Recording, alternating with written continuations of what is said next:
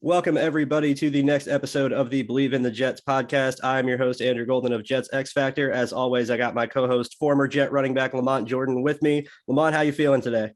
I'm good, man. I'm good. Enjoying a beautiful Thursday. I think we're getting 70-degree weather out here, down here in That's Maryland. nice. That's real nice. I'm out in Love it. Myrtle Beach. We're getting pretty nice weather out here as well, but that's pretty par for the course. Jets are coming off quite the interesting game against the Buffalo Bills at a 45-17 blowout loss. The Mike White experiment seems to be over after throwing 4 interceptions. The Jets are right back where they started the week before. Their defense did not play well. Their offense is trying to figure things out with Zach Wilson. Post Bengals game, there's a lot of things to clean up. Lamont, what was your big takeaway from the Buffalo game? My big takeaway is this team is still trying to find its identity. I really think that's what it comes down to. We talked last week about the game. I anticipated that Buffalo would do exactly what they did. Mm-hmm. Yeah, you were dead on. Yeah, just Buffalo being Buffalo. One takeaway that I have is Michael Carter II. I think that he's a bright spot on the defense. Definitely. He's a bright spot. The defense just doesn't play with the speed that I would like to see from them. I watched Buffalo's defense, preparing for this podcast. When I watch Miami's defense, you see two defenses that pretty much fly to the ball. They apply pressure on the quarterback, and we're just not getting that from the Jets defense. Yeah, no, I agree. The Bills defense and the Dolphins defense in a lot of ways are what the Jets want their defense to be, where it's all about predicated on speed, being able to spend more time reacting and less time thinking, getting yourself in advantageous situations to start. That's what they want their defense to do. And I think the issue is that they don't have the talent right now to play that style of defense where you're playing a very simple coverage. You're keeping things simple. You're backing off your corners. You're trusting your 4-man rush to get home. And if you don't have the talent to do that, you kind of just get left with a pretty predictable, easy scheme to beat. And I think you're seeing these young players get put in some really tough situations that are kind of no win. And it's a little bit on the coaches, in my opinion, where it's going to be really hard to develop these guys if you keep putting them in tough situations. Specifically, my point here is the coaches got to start helping out these young DBs. And I think you were right on the nail of the head with Michael Carter II. I think he is playing really well, given the situation he is in as a 5th-round starter in the slot in the NFL. And on top of that, I want to highlight Brandon Echols, who's now on IR. I'm not going to get on Brandon Echols for giving up a deep ball to Stephon Diggs at the end of the first half. I'm going to get on Jeff Ulbrich for leaving him in single coverage in cover 3, where if you don't know that they're going to isolate Diggs on the outside against your second to worst corner, and they're going to try and exploit him, as a coach, it's your job to put your players in the best position to succeed. It's your job to maximize their strengths, limit their weaknesses, and do what you can to help them play better. And if you're going to trust a guy like Brandon Echols, who's a 6th-round rookie, against an all-pro receiver like Stephon Diggs, who led the NFL in receiving last year, you kind of get what you deserve. And I think that is how I feel about this. Is these young players, they're doing everything they can, and they certainly need to do more themselves. Their instincts need to be better overall. They need to be able to diagnose quicker, not get caught up with misdirection as much. But some of the situations these guys are being put in is just not advantageous for them, and it's not conducive to winning. It's also not conducive to development, and I really want to see them mix some things up, make things a little easier on the back end, rather than just giving them all these tough assignments. Yeah, I mean, I would say this is the National Football League, and I don't care if you're a 1st-round draft pick or a free agent. When you get your opportunity to play between the lines on game day, that's your opportunity to showcase what you can do.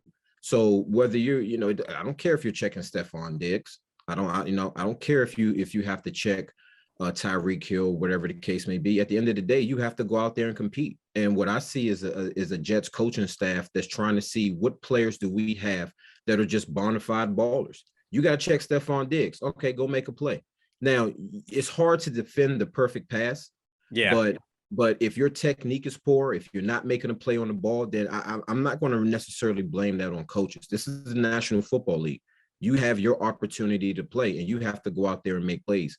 And when you talk about the secondary and the issues that they have just from a defensive standpoint, it's hard for any team to overcome the quarterback on pick after pick and the offense not being able to move the ball. So the Jets in this game, they put the defense in a really bad position with just these picks that were just horrible picks. So, you know, you have to go out there and make plays. If you're on the defensive side of the ball, there is a significant difference when you watch the Buffalo Bills play defense, when you watch the Miami Dolphins play defense, and you watch the New York Jets play defense. You can see the difference in speed. When you watch the Bills play defense, whoever has the ball, you're going to see whatever color the Bills are wearing. If they're wearing white, you're going to see a bunch of white jerseys around the ball. You're not getting that same thing out of the Jets. And yes, we do have injuries. I do understand that. But at the end of the day, it's next man up. And when you get your opportunity to play, you have to show the coaching staff that, hey, you can count on me, you can depend on me. And right now, we're just not getting that out of the Jets defense. Yeah. You know, you make a good point that, you know, this is the NFL. This is everybody's a pro. And once you get into the league, you're in the league and that's it. And you're expected to perform because that's your job. And, you know, I can completely understand that argument. And I don't necessarily disagree with it. And quite honestly, I think these guys have done a good job of that for the most part, where they've been in tougher situations. And I think Brandon Echols in particular, if we want to talk about him, again, in the Bengals game, he had a couple opportunities in the red zone against Jamar Chase where he had to cover for seconds on end in single coverage, and he held his own. I mean, there was even on the touchdown that Javelin Guidry gave up to Stephon Diggs, it was really good coverage. It was a really good ball by Josh Allen, but it was really good coverage by Guidry. He didn't get completely smoked. I mean, I think these guys are showing that they can step up. I think they're showing that they're not going to back down. At the very least, they aren't showing fear, and they aren't showing that they think that this is too big for them. They're not getting shadowed or, you know, down on themselves because they're staring at Stephon Diggs across from them. They're giving their best effort. And I definitely agree with what you're saying, that this is the pros and you got to show up, whether you're a first round pick, sixth round pick, undrafted free agent, or been in the league for 10 years, you got to show up. But I also think that from the coaching standpoint, I would like to see them do more to make things a little easier, because I think that's part of the reason why the defense overall has been so bad. And I think if you want to improve the defense as a whole, it would help out by mixing in some coverages that are a little different, maybe adding some disguise, maybe show some looks one way and then change things up pre-snap. It doesn't need to be too complicated. They don't need to throw everything out and completely, you know, rewrite the book. But I really would like to see something just so offenses have to think. Because right now, offenses don't have to think. They know what the Jets are going to call. They know where they're going to line up before they even get to the stadium. And then after that, they can put whatever matchup they want on anybody, where the Jets corners aren't going to follow. So they can isolate Stephon Diggs on Brandon Echols. They know he's going to be their right corner. And I just want to see some more from the defensive side of the ball. And I get that they're trying to keep things simple for these young guys, but it's not working. And I think at some point you have to look at results rather than philosophy, and just and look at things for what they are and say that it's not working. Yeah, no, I agree with you. And we do have some injuries on the defensive side of the ball. Definitely. That defensive line has to do a better job. Agreed. I mean, when it comes down to it, the defensive line has to do a better job. If you have young secondary players, if you have players who are backups in the secondary, and you have a defensive line that's not getting pressure, or they're allowing the quarterback to get outside the pocket, you're asking your defensive backs to do a lot. So, you know, overall, from just as a defense, the Jets need to be better as a defense as a whole. But I do think that the offense plays a major part in why the defense struggles so much. If you're a defense, you have an offense that's going 3 and out, you have an offense that may pick up a first down and then they just throw a pick, and you're putting the defense in a bad situation. I think that that's where we are right now. And one thing that we have that I'm going to look at in the first quarter, when it comes to points per game, the Jets are the absolute worst in the first quarter. Yeah, they don't give you any points in the first quarter. And so if you're not getting any points in the first quarter, and you're playing against high-powered offenses that do a great job of moving the ball, now you're making things really hard on your defense. So I really think that the offense and the defense, they go hand in hand. I agree with you with regards to probably switching some things up, because as I watched the game, I can tell that a lot of the plays that Buffalo was running, they schemed up the Jets defense well. I could think of one play in particular where they had Diggs off to the left. They had, I think they either had Beasley or McKenzie in the slot. They ran a basic out in a slant. I'm sorry, they ran the pick route and brought Diggs Yep. underneath. Both guys went with the out. Diggs came underneath. That right there, you can tell that was planned up. That was the Bills saying that this is what the Jets do in this situation. We need about 3 or 4 yards to get the first down, and we're going to take this easy first down. So I agree with you that they definitely need to switch some things up. But I want to see this defense play more physical. I want to see these guys fly to the ball. And if you can get more effort out of these guys, I think that we'll get a better outcome from a defensive standpoint.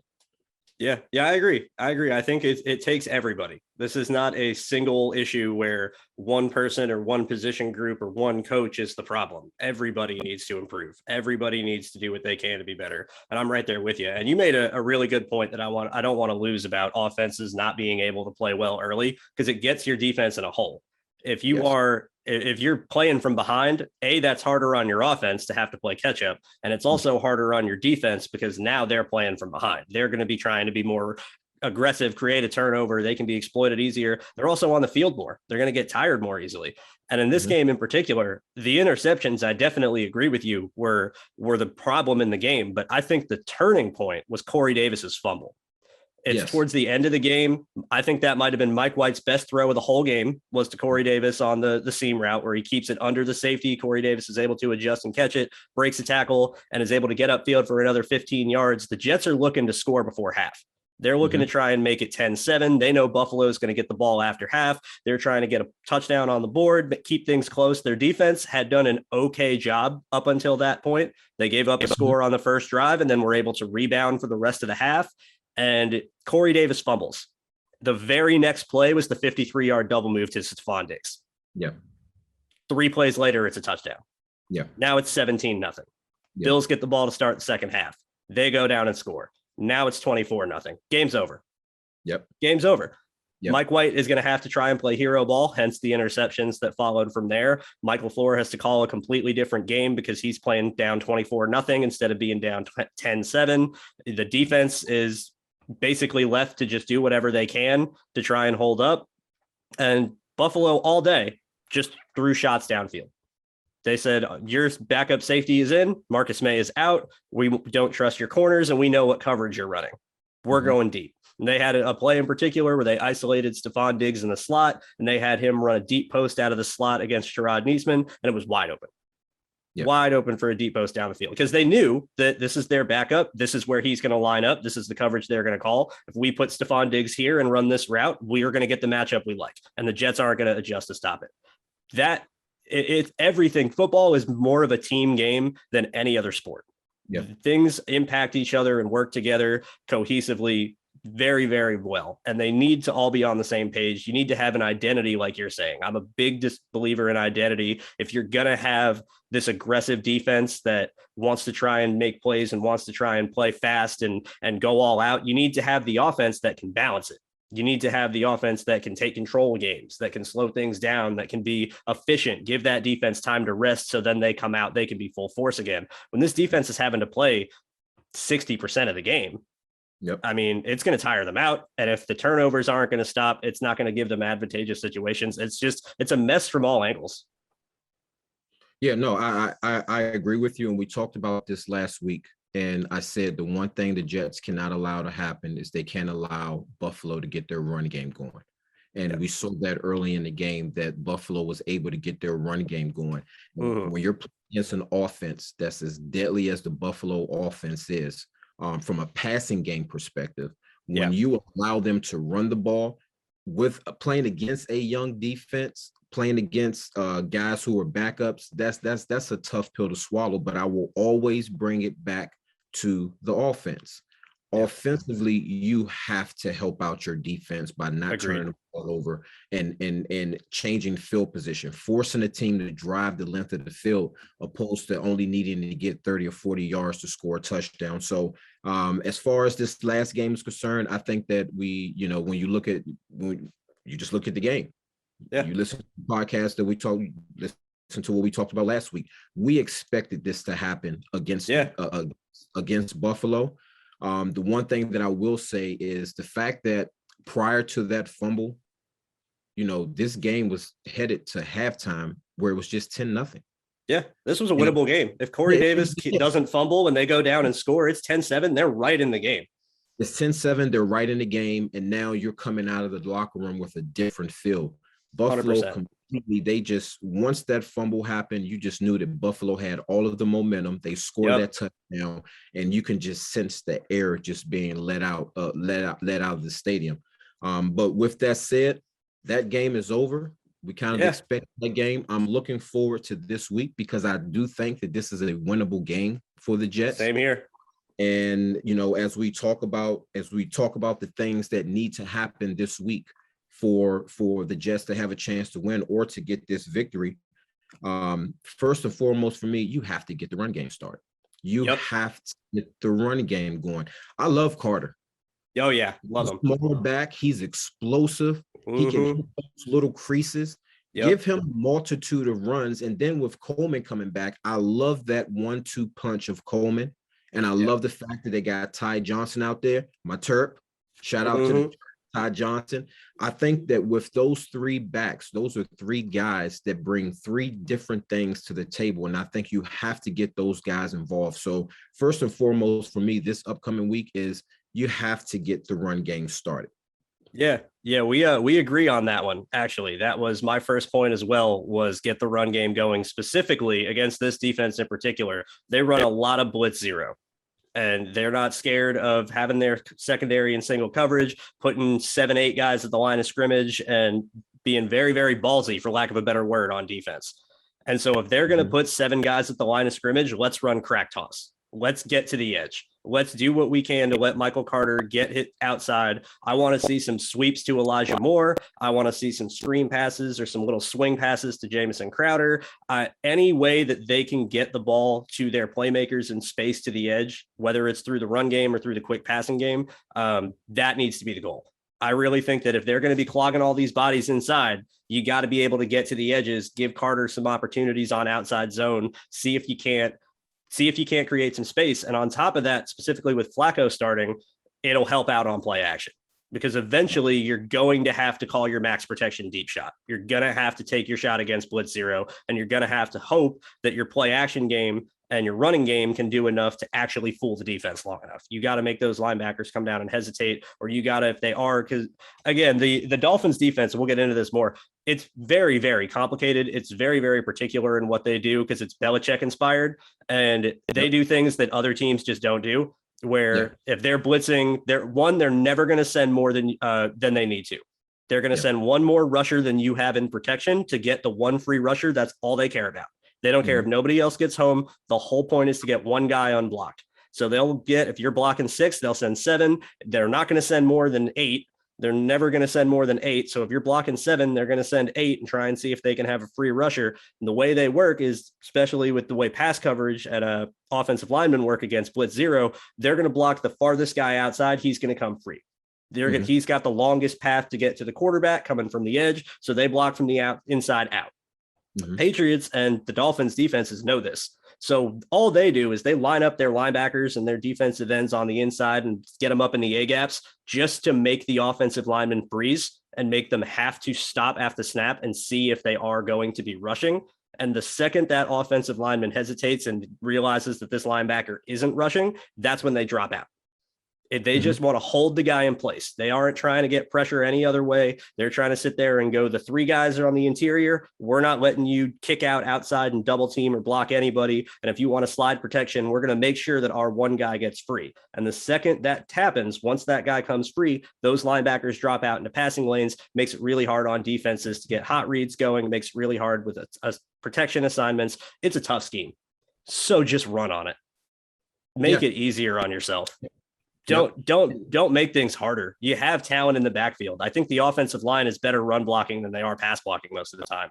You have the opportunity to create some plays on the ground, and that's going to back off this defense more than anything. And that's what needs to happen. That's leading into my second point. You talked about how they like to go cover zero, basically cover zero, or they got a single high safety. I think that the Jets are going to see the same style of defense this week from the Dolphins that they saw this past week against the Bills. Exactly. The difference is I think that the Bills secondary is better than the Dolphins secondary. Not that the Dolphins secondary is sorry, because they are No, not sorry, not at but all. they are not the Buffalo Bills. So that leads me to my next point is you have to make big plays. When Yep. teams are blitzing, you have to be able to make big plays. If you don't hit a big play on a team that is blitzing, they're going to keep bringing the house, and they're going to keep bringing the house until you show Yep. them and come up with something that's going to stop them. And like I said at the beginning of the show, this Dolphins defense, they fly around. They fly around. Yep. And the Jets, they have to make plays. To me, Corey Davis, you have to earn what you got this year. I said Absolutely. it last week. I was never sold on him as being a number one. And what happened in this past game, that lets you know. If you're being single covered, you have to get open. And so when we're talking about making the big plays, Corey Davis has to make a big play. I said last week, you somehow have to make it a point to get Jamison Crowder the ball. You want to get him the ball. And the other thing that you can do with regards to making big plays is I want to get Carter the ball in space. 100%. We somehow have to find a way to get that man the ball in space and ask one defender to tackle him. Because when you're going with the all-out blitz, so you got the single, all it takes is for you to make one guy miss for you to hit the home run play. And so, we have to get the run game going. I think getting the run game going allows us to pick up first downs, and we have to stay out of third and long situations. There are too many times long situations. Get the run game going, which is why I think you need to get Coleman in there. This offense has no physical identity. No. There's not one person on the offensive side of the ball this year that you can say, you know what, as a defensive player, this guy is going to bring it. I don't see one. The one person that you have that has shown over his career that he can be that physical force is Coleman. So I think you got to get Carter going. I think that's a good 1-2 punch with Carter and Coleman. It gives the defense a different look. Get the run game going, pick up some first downs, stay out of third and long situations. And when they bring the house, when they bring the blitz, those wide receivers on the outside, they have to be able to get open and make a play. Yeah. Yeah, we are in 100% agreement this week, because that was pretty much exactly my next point was you have to take your shots. You can't be scared to throw deep. And quite honestly, that's why Joe Flacco is starting this week, because Mike White can't do that.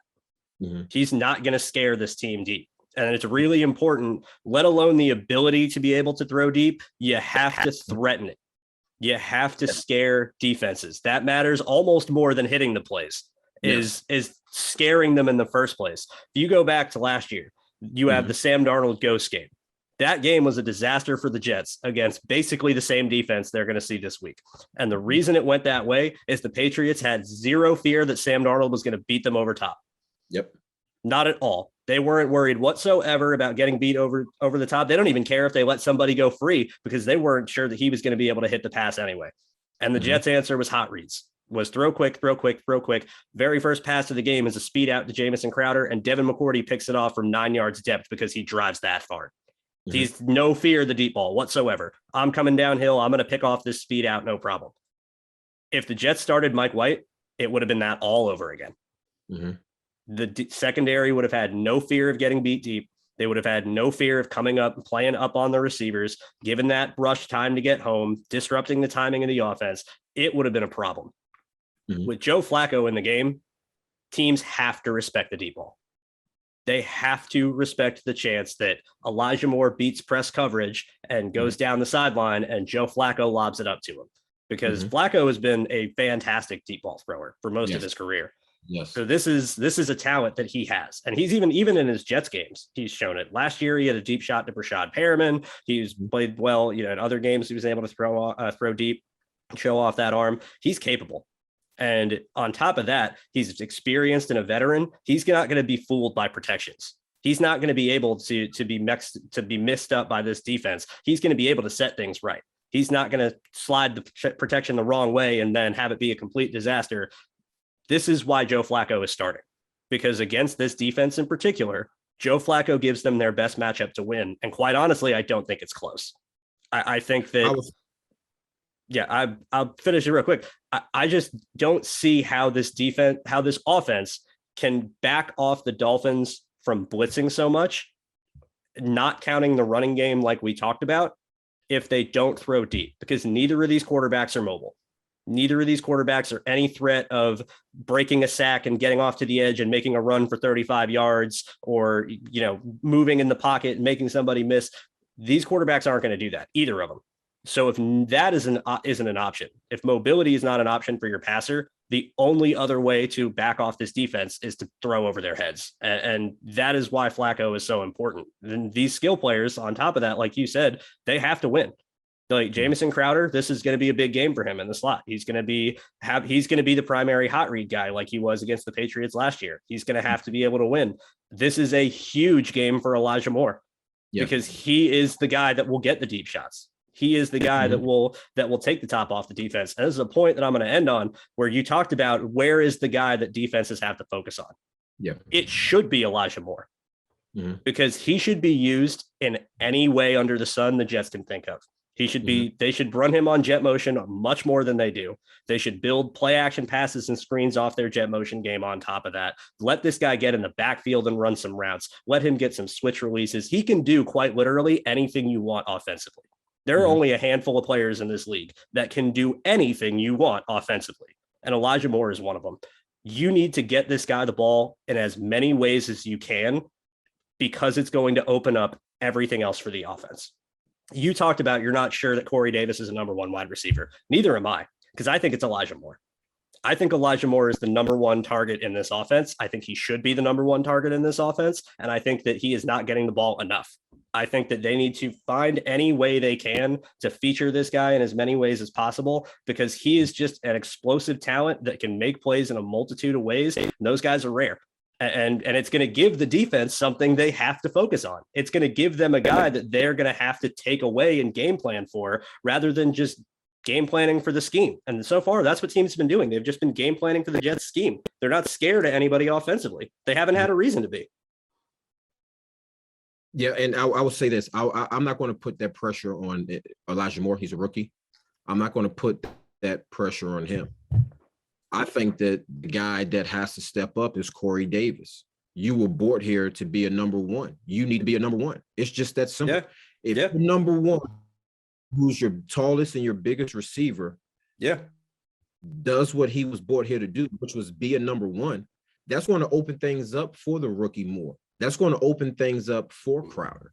I agree with you. We do have to get more of the ball, but this week against the Miami Dolphins, I don't think you want to see a bunch of jet sweeps and things of that nature. You do not want to do anything that looks like what the Baltimore Ravens did last week against the Dolphins.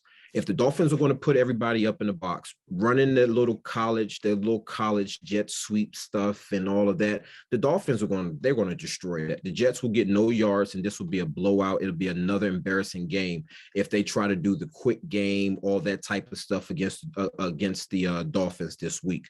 Corey Davis has to step up. It's just that simple. I'm a fan of Pyramid. I'm a fan. I felt like, I don't know, I guess, details of what happened, but I feel like that he's a guy that they should have brought back. I agree with you from one standpoint that Joe Flacco gives you the chance with the deep ball. He throws a beautiful deep ball, and if you're a wide receiver, he's going to give you a chance to make a play with the ball. With that said, as far as I'm concerned, that is it. That is all he gives you. You're talking about a Miami Dolphins team that's going to bring pressure against a quarterback that is not mobile at all. White is more mobile than Flacco. And so we come into a situation where if we don't give Flacco time to throw the ball, then I think we're going to see the same thing offensively this week that we saw last week. And that's Flacco under pressure, Flacco trying to force the ball, or you're going to see Flacco getting sacked a lot because he's not going to get the ball out of his hands. Me personally, I say spread everything out. Spread everything out. Go ahead and put Corey Davis out wide. Go ahead and let Crowder play the slot. Let Moore play the Z. Put Corey Davis at the X. Let Crowder run from the slot, or mix Moore and Crowder. Go four wide and put Keelan Cole in the other slot. Go four wide. Put Keenan Cole on there. Put Carter in the backfield. Spread things out, and then say, hey, you go ahead and bring your pressure. We can get the ball to one of our guys. Crowder in space is a problem. Moore in space is a problem. Carter in space is a problem. All you Absolutely. need is Corey Davis to be the deep threat that will keep one of those safeties back, and then that opens things up for the Jets offense. My fear for this game is if you keep everything tight, you're playing Yeah. right into the hands of the Miami Dolphins, because that means that they're going to bring everybody up there. They're going to stuff your run game. They're going to force you to run sideways, and against teams that I always remember this back when I was playing for Maryland and we played against Florida State. Mm-hmm. Playing against number one Florida State. Playing during that time in the ACC, Florida State was a big dog. Our game plan was to run at them. I think that that's what you have to do, and which is why I want to see Coleman in there more, because Coleman's going to bring that physical presence. You need a physical presence on the offensive side of the ball, and an offense that does not have a physical presence, does not have stability at the quarterback position, and a number one that, in my opinion, has been really irrelevant. That's an offense that's pretty much going to be dead last in the National Football League. Yeah. There's a reason they are where they are, and there's a multitude of reasons they are where they are. And I'm right there with you. They don't have that physical element on offense, and they really, really lack it. Specifically with running the football. Running the football is about imposing your will. Yes. Running the football is about making the other team know you're here to play. It's a battle of toughness. It's a battle of attrition. It is important. People can sit there and analytic people can say all they want about the running game being not important and throw the ball every play and all of that. I don't buy it. You got to have momentum matters. Attitude matters. When you're those guys and you're standing there on the field, LaMont, you could speak to this better than I could for sure. But when you're standing there on the field and you're just pounding the ball down somebody's throat every play, it's imposing. Yep. You look over and you look at the defenders you're going up against, and they got their heads down and they're walking back gingerly. And you're sitting there as an offensive player going, we got him. We got him. Keep it going. Don't stop. Let's keep pounding them until they prove they can stop it. And in a lot of ways, that's what football is seeing if the other team can stop what you're doing. And quite honestly, if it isn't broke, don't fix it. So I'm with you. They have to be able to get the ball up the middle. I completely agree that keeping things condensed is the worst thing they can do, because you're just taking away less space that the team has to cover blitzing. You're just making it, you're getting less ground that they have to worry about keeping in check. You're just making it easier. You're taking away the distance between the defenders and the ball. You're just making it easier on them. I would certainly I want to see them spread it out. I agree that Tevin Coleman gives them more of the physical element between the tackles that they really don't have. Michael Carter is good at breaking tackles. He's not so much good at punishing defenders. And for a 5'8", 200-pound back, you wouldn't expect him to be. He's a lot better through contact than you would expect him to be for his size, but he's never going to be imposing or bring that element of physicality like Tevin Coleman can. So I agree. I think that they have to get the run game going first and foremost. I think that's the most important thing of anything else. You have to get the run game going. You have to be able to keep your offense on schedule. You have to be able to generate first downs and stay out of 3rd and long, which is exactly what you said. That's priority number one. After that, the name of the game goes, trust your playmakers to get open, hope that they can do what they can. Don't exclusively attack underneath, take your shots when they're there, and keep the offense on schedule. That, I think, is the goal, and avoid slow starts. Let's mention that as well. Avoid the slow starts. You can't have, especially against a defense like this, you cannot get behind, because they will eat you alive. You talk about slow starts. Here's some numbers for you. Scoring per quarter. Jets are 31st when it comes to scoring in the first quarter. They are horrible.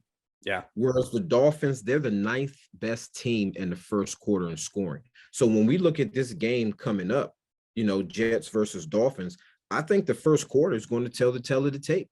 Yeah. If the Jets can score some points, then we have ourselves a ball game. But if the Jets aren't able to score points, then, if they aren't able to score points in the first quarter, then we have another situation where we're talking about a game could be over early in the game. You look at the defensive side of the ball, the Jets in the first quarter, when you talk about scoring allowed, they are the 2nd worst team in the National Football League. So when we're looking at the first quarter on offense and defense, Jets are the 2nd worst team. You cannot have that. That is putting your defense in a bad position when you can't score points, you're turning the ball over, and then your defense has numbers like this, the second worst team in the first quarter. They give up the second most points. So we have second worst team in the National Football League at scoring points in the first quarter and stopping teams from scoring. Which goes back to what I was talking about in the Buffalo game at the end of the first half. Without that fumble, you're possibly talking about having a 10-3 or worst case scenario, 10-0 halftime score. So just kind of recapping the offense, we have to get the run game going. We have to get some big plays. I would love to see Carter get the ball in space, but we have to score some points we have to score some points in this first quarter and in the first half. Yeah. Not quite related to exactly what you're saying, but somewhat related. If the Jets win the toss, defer, because you need to have the option in the second half to get the ball back and potentially get a statement score if you do start slow. And on top of that, it's going to be really, really kind of setting the tone for the game. Like you're saying, if the Jets come out on defense and can get a stop on the first drive and come back and respond with a score, that is going to completely set the tone for the game, different than most other games had for most of the year. And that'll get the momentum going. That'll get the crowd into it. This is another home game. You got to you can't have, no home field advantage. It seemed like there were more Bills fans last week than Jets fans in that stadium. And that can't happen. You got to give this team something to be excited about. You got to come out and start hot. I think you're right. I think we'll be able to tell the story of the game from very, very early on.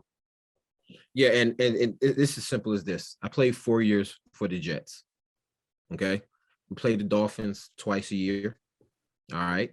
Talking about 8 games. We may have lost to the Dolphins once.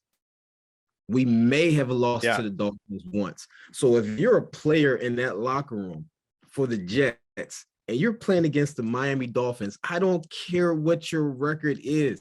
You got to go out here and get this win. It's at home. It's against the Miami Dolphins. You're not playing against the Buffalo Bills. You're not playing against a team that basically is going to come in there in your own home and blow you out because they are a favorite to represent the AFC in the Super Bowl. This week, you're playing against the Miami Dolphins. This is a game that we have to get.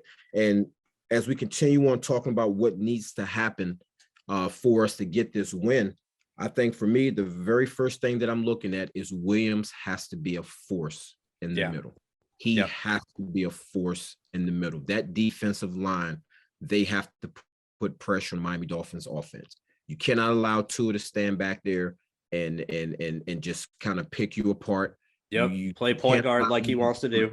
Yeah, you don't, you can't let them get the run game going. But Williams has to be big in this game. He has to be disruptive. What I saw in the Buffalo game is when he started to pick things up, they started double teaming him more. So once Williams gets going, everybody else has to follow suit. If you're Lawson, you need to be able to beat one-on-one. You need to be able to beat one blocker blocking you. JFM too. Yeah, everybody has to step up, but I think that it starts with Williams being a dominant force in the middle. Freeing things up for everybody else. And then from there, like I said at the beginning of the show, this is the National Football League. People on the defensive side of the ball, they need to show that they belong in the National Football League.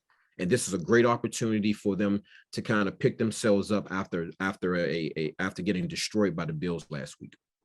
Yeah, I'm right there with you. Quentin Williams is the spearhead of the defensive line. He's the spark plug. He's the guy that gets everything going. When he's on, everybody else plays better. And I completely agree that he has to be a force because there is not going to be a better week for him to have the matchup to do it.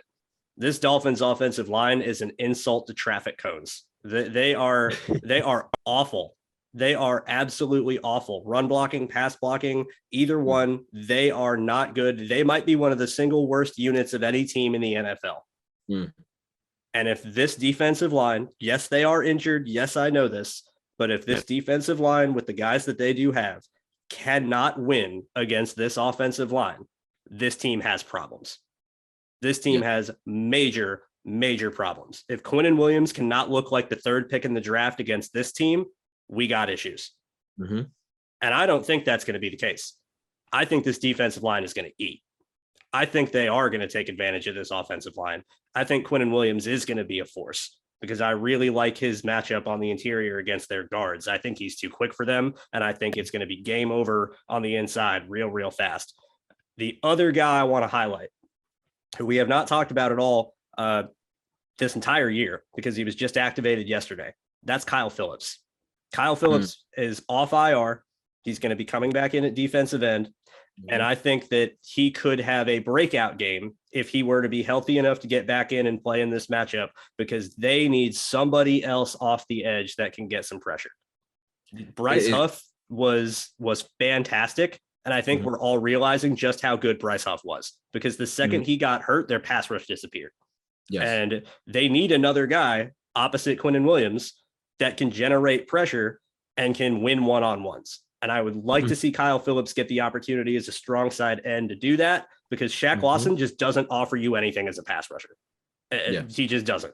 And on pass downs, I really want to see them get into a rush heavy set where you line up, you're from right to left, you're looking at John Franklin Myers, Quentin Williams, Sheldon Rankins, Kyle Phillips, and you twist all of them. You send any sort of stunt, twist, anything to confuse this offensive line. Put your best 4 pass rushers on the field at once, and quite honestly, dare the Dolphins to run down your throat. See if they can beat you on the ground. See if they can beat you, not how they want to beat you. Kind of dictate how they're going to play. And this is the game where you want your aggressive defensive line. The last handful of weeks, it's been a problem for the team. They've been trapped to death and screened to death and everything in between. But this is the game where you want that aggression. You want them to get upfield. The Dolphins in particular with Tua, they run a ton of RPOs. Yes. And they are going to try and get the ball out quicker. They're going to try and hit the glance routes. They're going to try and either, keep the defense back. So the defensive line, you got to be able to get home. And specifically with running those RPOs, this is where I think Quentin Williams can really make his impact felt. Just backdoor him. Backdoor him. If they're going to run an RPO with an inside zone, just backdoor the center and go hit Tua in the mouth. And God forbid, Tua is able to break out of that pocket and escape. He can't throw the ball. The linemen are downfield. It's a penalty. He's going to have to run himself and make a play himself. All you have to do is take away the first read of the RPO and let your defensive line get pressure. I think if Quentin Williams can backdoor some RPO plays, and I think if the defense, which we'll get into my next point after this, but if the defense can stay disciplined and take away those RPOs, I think you could shut this offense down. Yeah, I would say this, and that's actually leading me into my next point. You cannot allow Miami to get the run game going. I'm gonna say it. I'm gonna tell you right now. Gaskins, I like Gaskins as a back. He's a good player. I think that he's a good back. Things just aren't really going well right now, but he is a guy. When we talk about somebody that can put that pressure on your defense, somebody that can wear your defense down, I think that Gaskins is that type of guy. With that said, you cannot allow the Dolphins to get the run game going. Everything that they're able to do with their misdirection, allowing Tua to get more time, is based off of the run game. If you allow the Dolphins to get this run game going, they're going to march the ball down the field. You cannot allow the Dolphins to get this run game going. When it comes to stopping the read option, I would rather for them to allow to force Tua to keep the ball. Agreed. Agreed. You want to force crash. Yes. Because that leads to my next point, which goes hand in hand with my second point as far as not allowing them to run the ball. You want to get hits on Tua. Yeah. You want to get hits on Tua. I saw where Tua, I guess he was throwing a pass and he did something to his hand. He's shown that he's a guy that can be fragile. I don't want to throw this around, injury prone. But he's shown that he's a guy that will get nicked up. I'll just say that. Yeah. You have to get hits on Tua. If you hit Tua, he's going to get rid of the ball a lot faster than he should. He's going to make decisions that are going to hurt his team. And ultimately, as a Jets fan, I want to see Brissett. I want to see Jacoby from Miami. I think that him at the quarterback position gives the Jets the ultimate chance to win the ball, because he's not a threat running. You don't have to worry about defending the RPO. You just have to make sure you keep him in the pocket. They're not facing the wide receiver core that's anywhere in the same wide receiver core that they just faced with the Buffalo Bills. So when we talk about these young players on the defensive side of the ball, stopping the run game, now for those young guys in the secondary, I don't care what round you were drafted in, don't care if this was your first year or not, you are playing against an offense that does not have the weapons that the Buffalo Bills had, and they should not present the Jets defense with as many problems as the Buffalo Bills did. So you got to stop the run game, and you have to get hits on Tua. When you hit Tua and you continue to put pressure on him, he's going to make mistakes. And here's where we have an opportunity to get our turnovers. Yeah. Yeah, I agree. I completely and totally agree. This passing offense has two guys that you have to stop. It's Mike Gesicki and it's Jalen Waddle. You stop those two guys, that's it.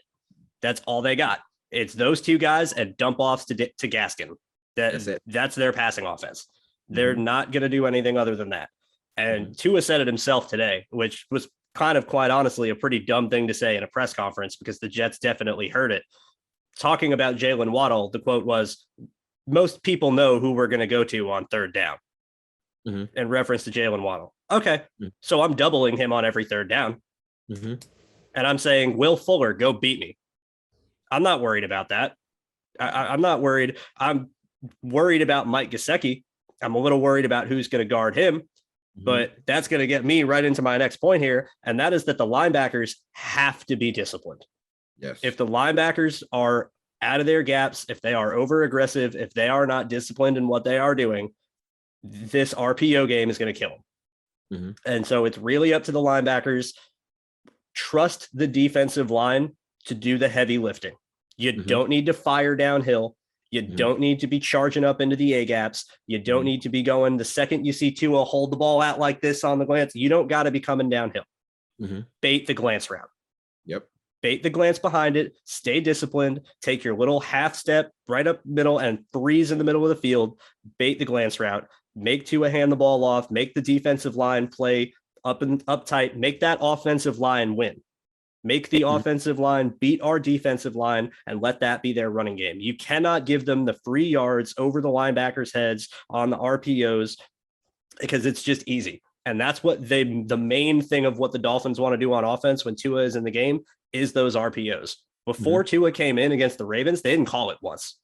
They called a completely different offense with Jacoby Brissett in the game as opposed to Tua Tagovailoa in the game. And the second Tua came in, it switched.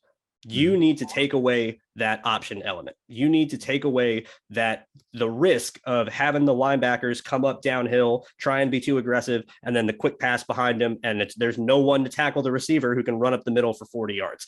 That has to be taken out. You take that out, you isolate Gesicki, you isolate Waddle on third down. There's nothing else, quite honestly, I think you have to worry about on this offense, because as good as Gaskin is, and I agree that he is a good player, and I think that he is better than he gets credit for, he's not in the situation that he can show it. He's not in the situation that he can really take advantage of that. And if the offensive line is getting killed, it's not going to matter. So I'm less worried about stopping Myles Gaskin, and I'm more worried about taking away the options in the passing game and forcing them to have to win on the ground. Because if Myles Gaskin rushes for 120 yards and the Jets win the game, that's a win in my book. If you give up an X amount of rushing yards, but the offense couldn't keep up score-wise, they weren't able to score quickly and get down the field and make big plays, and the game can stay close and you can steal enough big plays on this defense to X out a win, I'm fine with giving up some rushing yards. I'm fine with having an RPO bust and gain 15 yards on the ground because the linebackers are playing hesitant. I'll give that up. I'm more worried about Tua being able to play point guard and just distribute the ball quick, get the ball out of his hands before the pass rush can get home. And then he's not going to get hit. He's going to be more decisive. He's not going to have the opportunities of I'm going to get hit and it's going to knock me off my timing. I think you really got to focus on taking away their RPO game first and foremost and taking away the passes off their RPOs, and then kind of just let them play into your hand offensively. Now, I will say this. If Gaskins rushed for 120 yards, then the Jets are going to lose. It's possible. I'm going to say it. If you look up and you see that Gaskins has 120 to 25 yards and he has the longest run of 20 yards, then the Jets are going to lose this game. The RPO is open. You open your whole offense up off of the RPO when you're able to run the ball. Because when you're able to run the ball, that's going to force those linebackers to step up because you're running the ball down the throat. That's pretty much the RPO. Hey, we're going to run it. We're going to run it. The linebackers are going to come up to the line of scrimmage. I remember when I was playing, and you can tell when you have a defense on their heels. Yeah. Because you start to hear them say, hey, we got to get everybody to the ball. Hey, we got to get to the ball. We got to get to the ball. If the Dolphins run game gets the defense of the Jets saying, hey, we got to get to the running back. We have to get to the running back. Gesicki is going to be open. Hollis is going to be open. Waddle is going to be open. It's going to open everything up. You cannot allow them to get the ball, to get the run game going. The Jets give up the third worst yards per carry. They give up 4.7 yards per attempt. That is the third worst and tied for third worst in the National Football League. So, yes, we can say, hey, the Dolphins may not run the ball all that well, but the fact of the matter is the Jets give up 4.7. Now, I know a lot of that has to do with the game against the Colts, I believe. Yeah. Yeah, the Colts had just dang near 300 yards rushing. And then you also have the Titans game. Derrick Henry had over 150. So there's a couple of outliers there that have made it hard. But the Jets have got run on in a handful of games.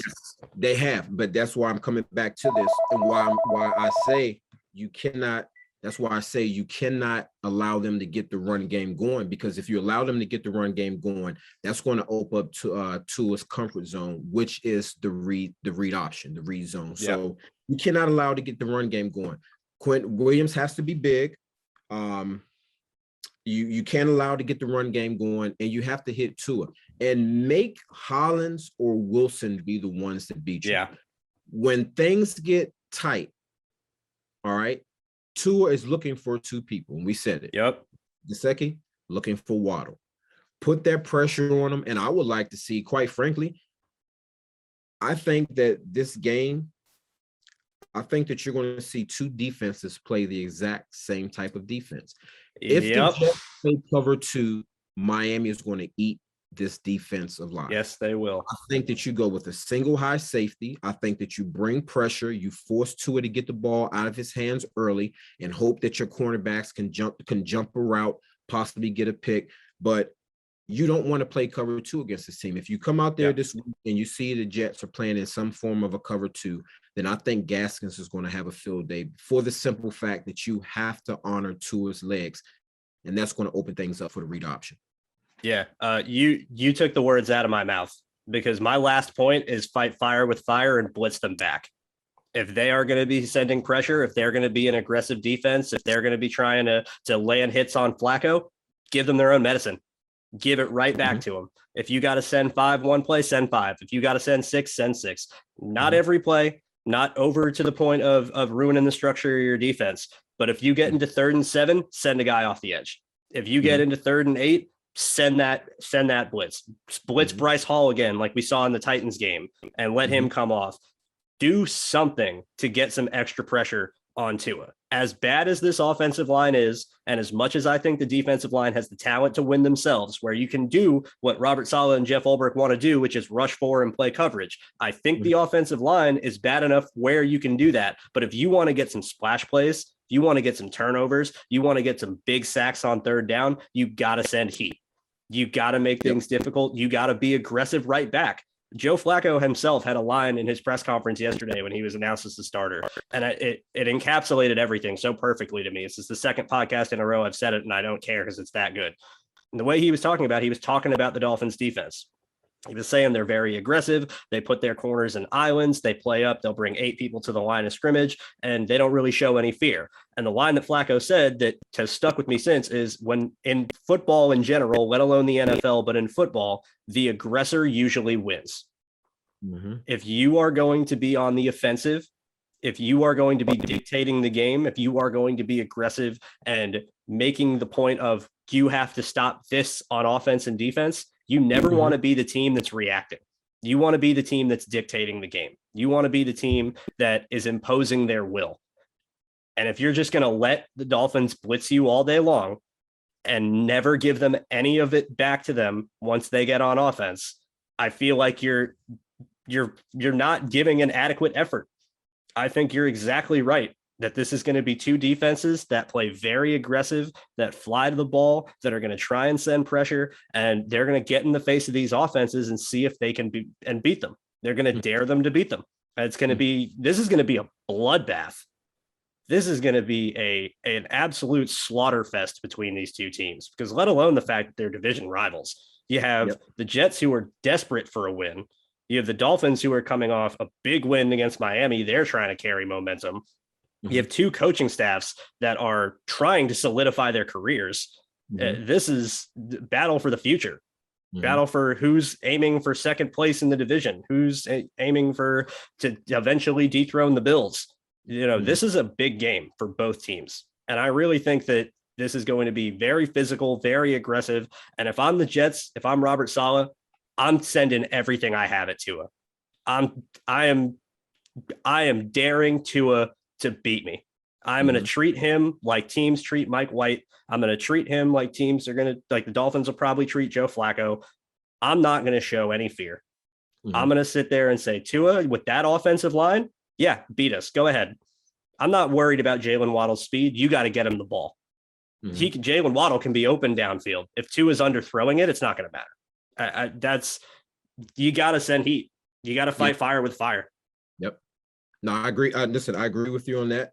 My last point on this, for the Jets to have a chance to win, get the game to the fourth quarter. Yeah. Just get the game. That's a really good point.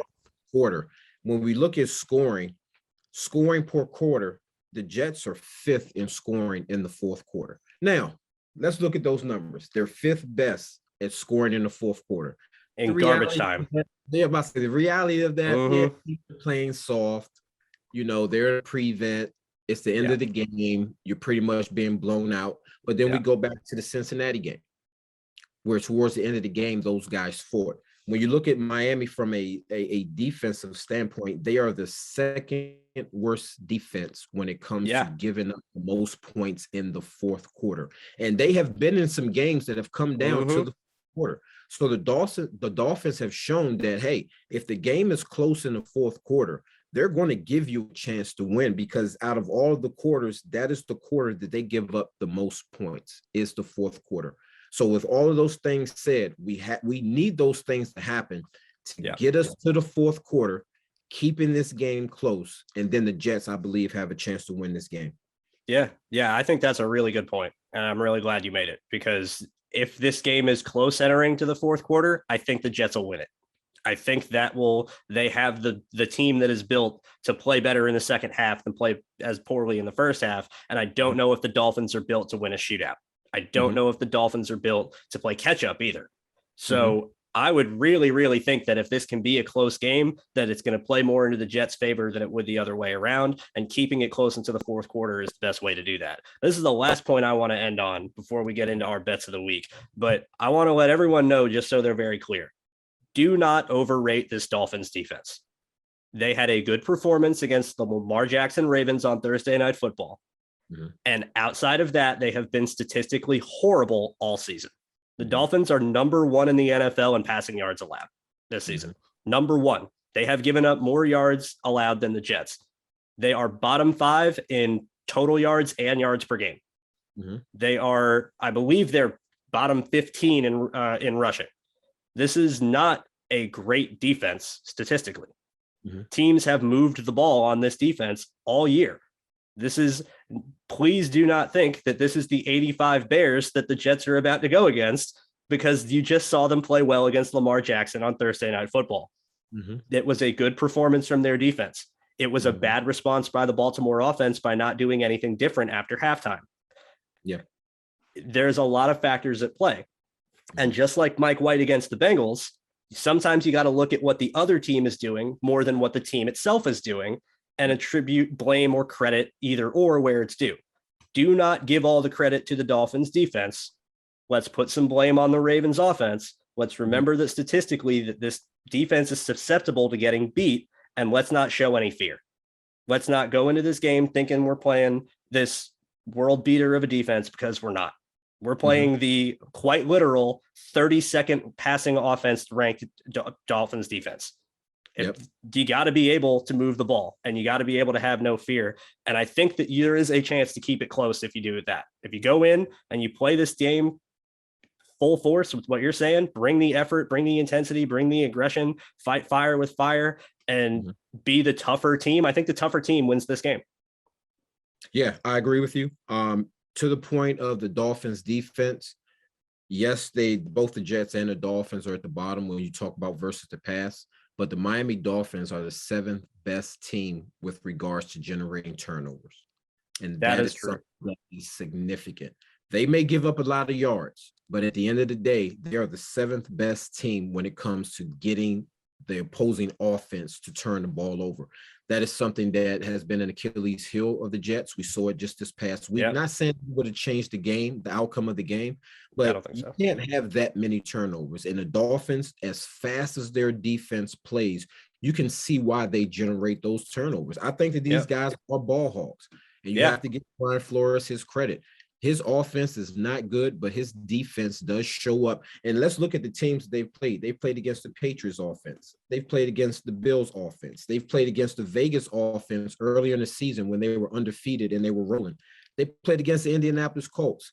They played against the Tampa Bay Buccaneers. Then they had to play another game against Buffalo. So this defense has faced some high-powered They have. offenses. So if you're the Jets coming into this game, when you spoke about how you have to have that no fear, there is nothing about the Jets offense that the Miami defense needs to fear at all. And that is a concern for me. It is. This team generates turnovers. They're playing against a team that turns the ball over. And so, yes, this Miami Dolphins defense, yes, they may be dead last, but in a critical stat, in a critical area, which is turnovers, the Dolphins are one of the best teams in the National Football League at generating turnovers. So it is imperative that this week, that offensively we take care of the ball. Yeah, no, I can definitely see that point. And it makes sense that the Dolphins are highly ranked in turnovers because they're very aggressive and they take chances, specifically their DBs. Xavier Howard is going to be the type of guy where he's going to jump on a route and he might get, beat over top because of it every now and again, but he's going to get a handful of interceptions at the end of the year because of it too. And when you have that style of defense, if you are giving up a lot of yards and you are giving up points, you want to be opportunistic and you want to be able to get your turnovers when you can. And the Dolphins have been able to do a pretty good job of that so far. We'll see if it continues. I'm a little skeptical that they're going to get a little high on themselves after beating the Ravens. And I think that they're going to overlook the Jets a little bit. And we've seen what happens when teams do that. Yeah. That is, maybe it's the optimist in me, but I think just like we said last week that the Bills losing to the Jaguars was the worst thing that could have happened to the Jets, the Dolphins beating the Ravens, I think, is the best thing that could have happened to the Jets. Yep. No, I agree with you. I definitely agree with you on that. And I think that that's leading us into our picks of the week. And last week, we both hit on our picks. You went 2 for 2. Yep, you went with the over. I took Buffalo on the spread.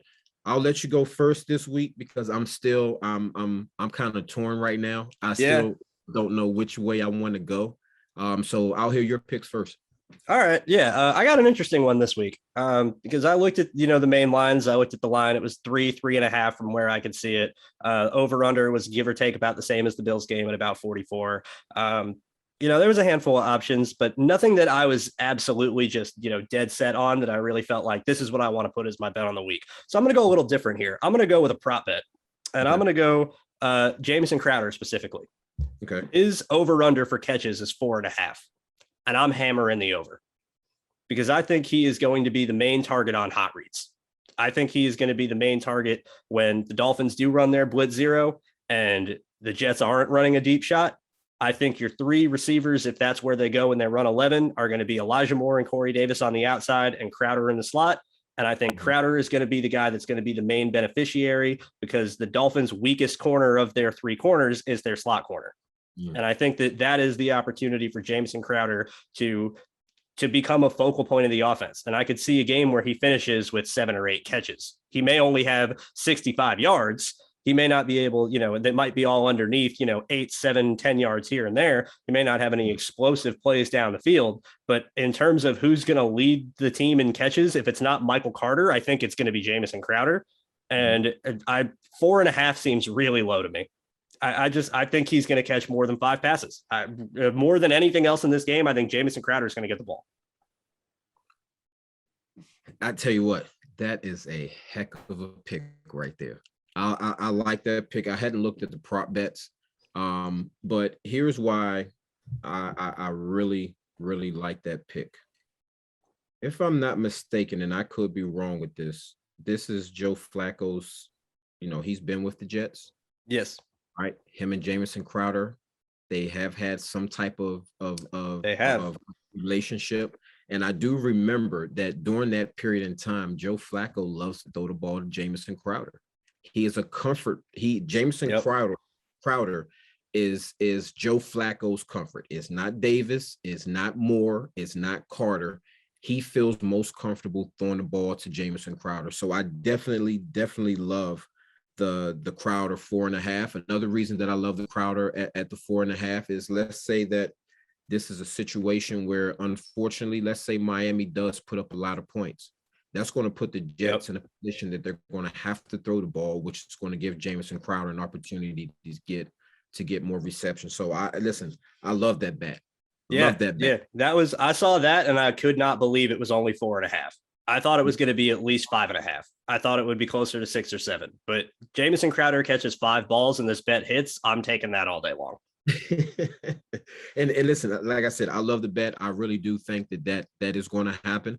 For me, I'm stuck.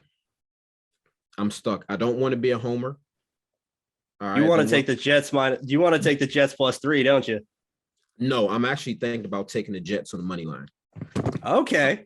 Yeah, I'm thinking about taking the Jets on the money line. Part of this is just my history with the Jets playing against the Dolphins. I'm not sure what the recent history is.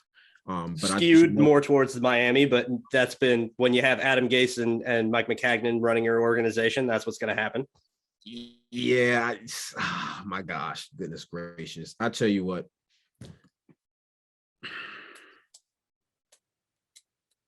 I don't want to be a homer. I am not a fan of Joe Flacco starting. Really? I think the Dolphins are going to bring pressure. And if they hit Joe Flacco enough, I think he's going to check out of this game. I do think that he gives them the best opportunity for the big plays because I love his accuracy on the deep ball. But there's nothing about the Jets offense that says to me that they can keep the quarterback upright and that they can keep the quarterback from getting hit. If they do protect for Joe Flacco, I think there's a chance that the Jets can win this game. But it's all dependent on their ability to protect Joe Flacco. I tell you what, I'm going to go with my initial gut. I'm just going to go ahead and take the Dolphins on the money line. Okay. I'm just going to go ahead and take the Dolphins on the money line. I can't see the prop bets. I don't know what the prop bet is, but I am a fan of playing field goal kickers. So if I look and as it comes up, if they give me a bet where they have the over or under 1.5 field goals made for the Dolphins field goal kicker, I'll take that. That would be my bet. I just can't see that right now. I got you. But outside of that, I'm going to take the Dolphins on the money line. Yeah, that's really interesting because we actually disagree here. I think Joe Flacco is going to carve them up. I think that as a veteran with experience, he's not going to be fooled by having to set protections. I think that is going to help the offensive line more than anybody realizes in getting communication and alignment properly. I don't think you'll see as much miscommunication from the offensive line because Flacco is going to do a better job of getting the protection set. Mm-hmm. I like his ability to throw downfield. I think that backs off the secondary even just a little bit. That gives enough more space for guys to get open underneath. I think he's decisive, which is really important against a team like this. He's going to be able to get the ball out when it has to get the ball out on time. And like you said, he's going to feed Jamison Crowder. He's going to be able to look his way. And I think that Elijah Moore's threat deep is going to be the key to this game offensively, because it's going to help your run game. It's going to help the passing game in other aspects.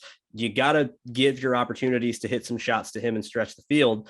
And if that can happen, quite honestly, I think Flacco is going to have the underneath for free. I think that is the struggle of the Ravens, is they tried to be too horizontal and they tried to be more in their running game and say, oh, you're going to load all these guys in the middle and we're going to pin you here and pull here and try and got too complicated with it. I think when you're, like you said, if they spread it out, if they just sit there and go, okay, let's give our quarterback space, let's give our guys space to operate and just let Flacco find the best matchup, I think they can generate a lot of yards. I'll call my shot on my other podcast last night. I predicted a Jets blowout. I think this is a get right game. I think that this is everything comes together at once. I think the Dolphins are riding high after a Ravens win. I think the Jets are desperate for a win to come out and make a statement. I think this is a really winnable game. I picked the Jets 31-10. Wow. I think this is going to be, and we joked about it as well, where we said, hopefully Jet fans don't think Joe Flacco should start the rest of the year if he plays well against the Dolphins, like they did with Mike White. But I really think this is going to be the best game the Jets play all year. I love this matchup. I love this matchup for them. It's just everything that I can see outside of, if Zach Wilson was playing, I'd love it even more. But offensively, I like the matchup. Defensively, I like the matchup. The styles of what these teams want to do on offense and defense, what their focal points are, all of it to me just says that this could be a game where everything goes well for the Jets. And it could be that that's what happens, and the next week they fall right back off a cliff. But I don't know. And I'm probably, to be honest, I'm probably wrong because my predictions outside of bets haven't been too good. But I really, really like this matchup. I'm really confident that they can play well. I think that they can play well. I'm just not sold on Joe Flacco. I get that. If the Dolphins get pressure on him, it's going to be ugly. Mm-hmm. That's just what it comes down to. If the Dolphins are able to score points, which forces the Jets to call multiple passing plays, then I think that Flacco is going to get hit. And once he gets hit, I think it's over with. And I'm taking this. Brian Flores is familiar with Joe Flacco with his time with the Patriots. So this is true. But Joe Flacco, during his time with the Ravens, when Brian Flores was with the Patriots, Joe Flacco had one of the best records against the Patriots of any starting quarterback in the league at that time. Joe Flacco notoriously was able to beat the Patriots a couple of times in the playoffs in Foxborough and played really well in those games on their Super Bowl run. He had one of the best games of his career in Foxborough in the AFC Championship to send them to the Super Bowl. And so we've seen Flacco beat this defense. Yeah. We've seen that he can do it. And Flacco's never been mobile. Flacco's never been mobile his whole career. So it's not like he's having to adjust to a new style of play. It's not like he's having to learn to be more of a pocket passer now that he's older and can't run anymore. Joe Flacco's never been able to run. He's always had to work from the pocket. He's always had to be able to know that he could potentially get creamed standing in the pocket by a blitz. That's part of his game. And I think that it could get ugly. I agree that if the offensive line can't hold up in protection, and even if the protection is set right, that doesn't mean you're going to win the one-on-one. But if the offensive line can't hold, I can see it getting ugly. But I think if they give him enough time, I could see, again, I don't think Flacco is going to be a world beater. I think the running game is going to do well too. And I think that's going to have a hand in everything. But I could see 270 and 2 or 3 touchdowns from Flacco. And that's enough to win the Jets the game.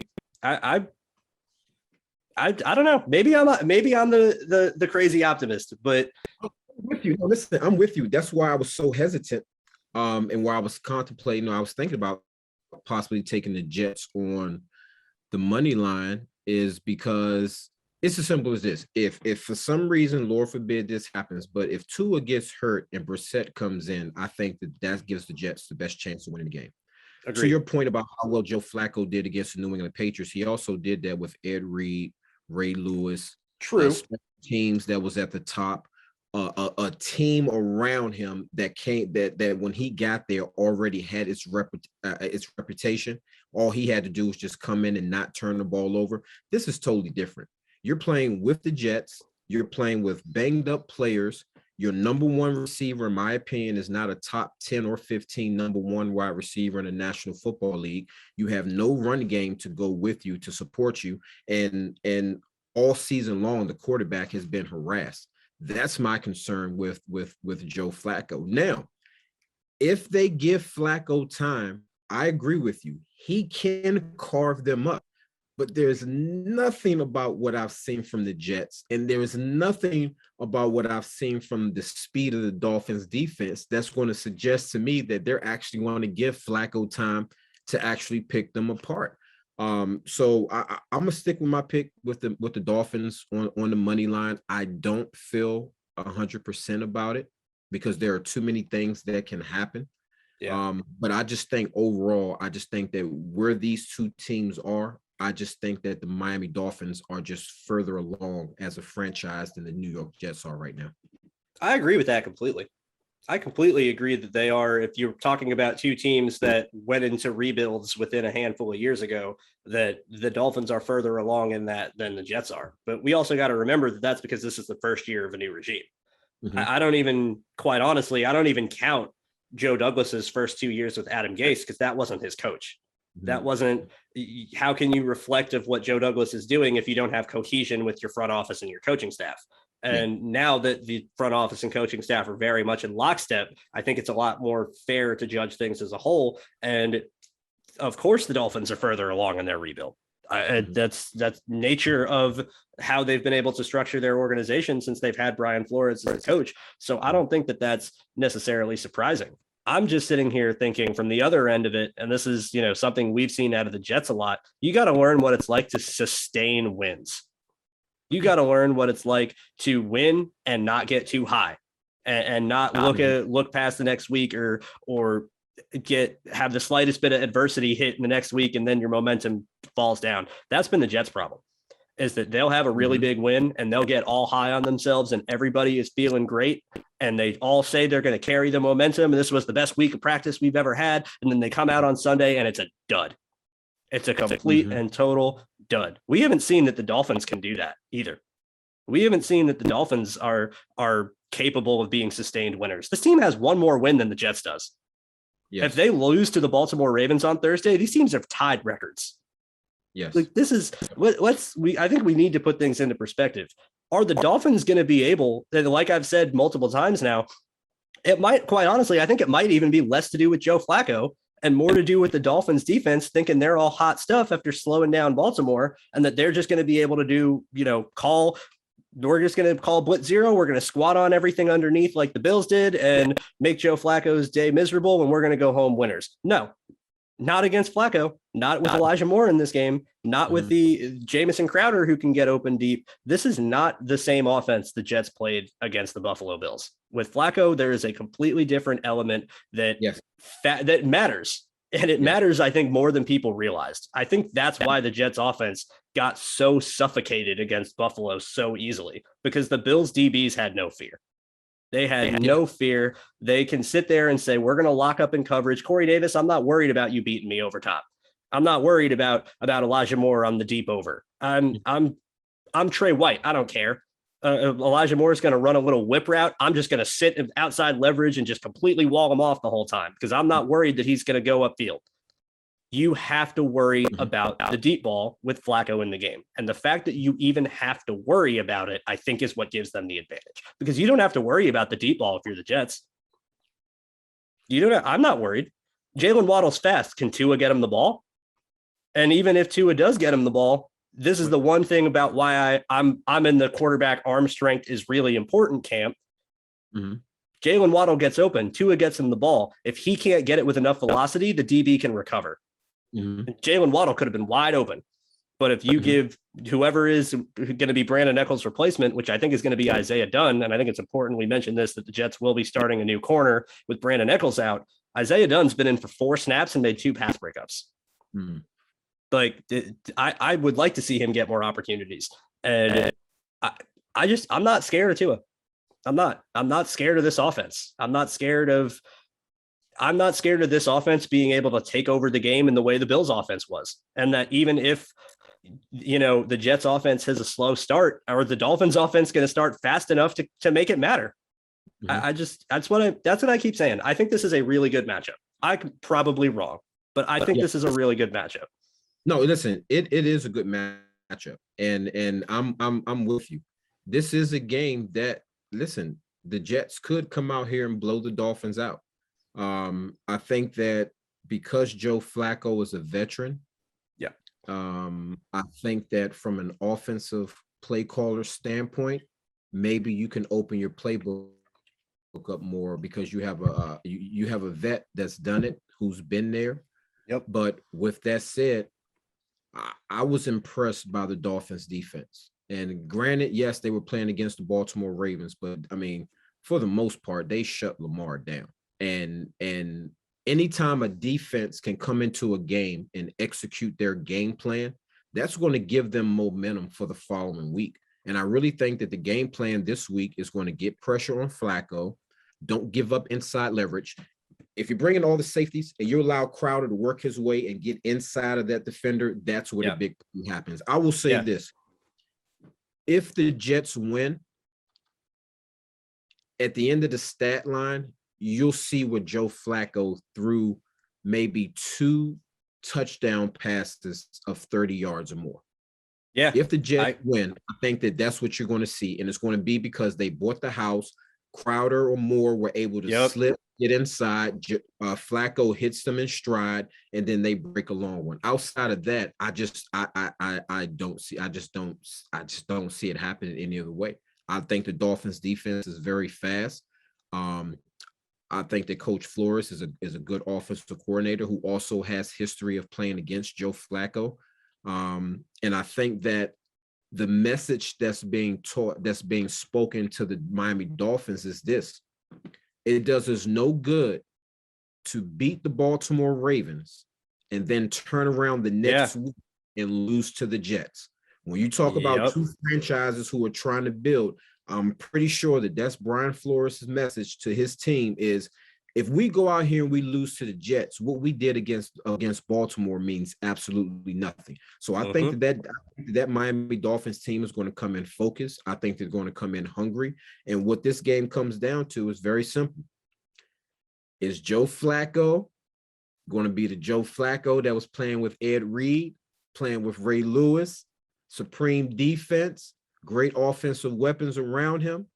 Or are we going to get the Joe Flacco that was after Ed Reed was gone, after Ray Lewis was gone, and a guy who ever since he got his check just looked like he was a quarterback that just doesn't even want to be in the National Football League? And that's my concern for the Jets. And that's why I'm going with the Dolphins. I think the Dolphins are going to build off of the momentum that they got from beating the Baltimore Ravens.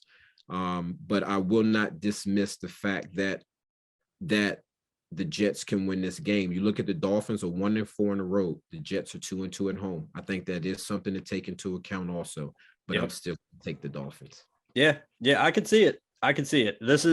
While I think this is a good matchup for the Jets, I would not be surprised if the Dolphins win this game. I would not be surprised if everything goes well for them. The receivers can't get off coverage and pressure gets in on Flacco, and defensively they can't stop the run at all, let alone just enough. And I could see it being a problem.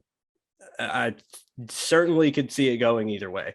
But the one thing that keeps sticking in the back of my head, you know who else was just saying we can't overlook the Jets after beating the Baltimore Ravens? The Cincinnati Bengals. And they had to come into New York too. Yeah. And I'm sure Zach Taylor was sitting there telling his team, good win, glad we're here, number 1 seed in the division. Let's go stomp the Jets. Let's go carry it on. Let's build off this performance. And they were sloppy. And they were very, very rigid in what they were doing. And this is the one thing that I'm going to hang on where I think we can end. Why I think the Jets ultimately are going to end up winning. If they beat the Dolphins blitz, they're not going to stop doing it. They don't adjust. They don't change. It's just like the Jets defense. You can beat the Jets defense with whatever you want, and they're not going to change. And you can do the same things over and over and over. If you beat this Dolphins defense early, they're not going to drop out of it. They're not just going to stop blitzing entirely. They're not just going to change the structure of their defense, and you're already going to have the answers.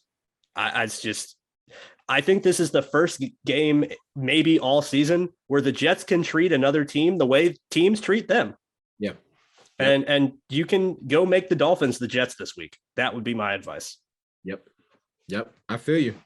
Well, we're going to see. We're definitely going to see. Thank everybody for tuning in, checking out the podcast. We are 2-0 with our bets.